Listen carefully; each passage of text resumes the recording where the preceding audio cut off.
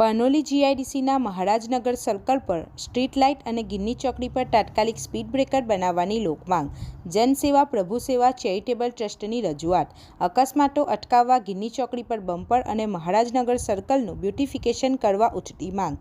અંકલેશ્વર નજીક આવેલી પાનોલી જીઆઈડીસી વિસ્તારમાં સ્થાનિક નાગરિકોની સુવિધા અને માર્ગ સલામતીને ધ્યાનમાં રાખીને જનસેવા પ્રભુ સેવા ચેરિટેબલ ટ્રસ્ટ દ્વારા તંત્રને એક મહત્વપૂર્ણ રજૂઆત કરવામાં આવી છે. ટ્રસ્ટના પ્રમુખ રજનીશસિંહ અને અગ્રણી જગમોહન આહિરના માર્ગદર્શન હેઠળ જનહિતના પ્રશ્નોને વાચા આપતા જણાવવામાં આવ્યું છે કે પાનોલી જીઆઈડીસીના મહારાજનગર સર્કલ પર હાલ પૂરતી સ્ટ્રીટ લાઇટોની વ્યવસ્થા ન હોવાથી રાત્રિના સમયે વાહન ચાલકો અને રાહદારીઓને ભારે હાલાકીનો સામનો કરવો પડી રહ્યો છે.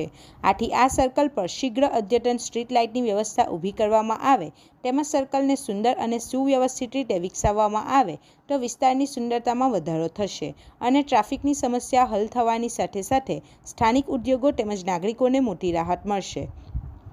આ ઉપરાંત ટ્રસ્ટ દ્વારા વિસ્તારના એક અત્યંત સંવેદનશીલ અને જોખમી પ્રશ્ન તરફ પણ તંત્રનું ધ્યાન દોરવામાં આવ્યું છે. રજૂઆતમાં જણાવ્યા અનુસાર વિસ્તારની ગિન્ની ચોકડી પર ભૂતકાળમાં અનેક નાના મોટા માર્ગ અકસ્માતો સર્જાયા છે, જેમાં કેટલાક લોકો ગંભીર રીતે ઇજાગ્રસ્ત થયા છે અને કેટલાક નિર્દોષ નાગરિકોએ અકાળે પોતાનો જીવ પણ ગુમાવવો પડ્યો છે.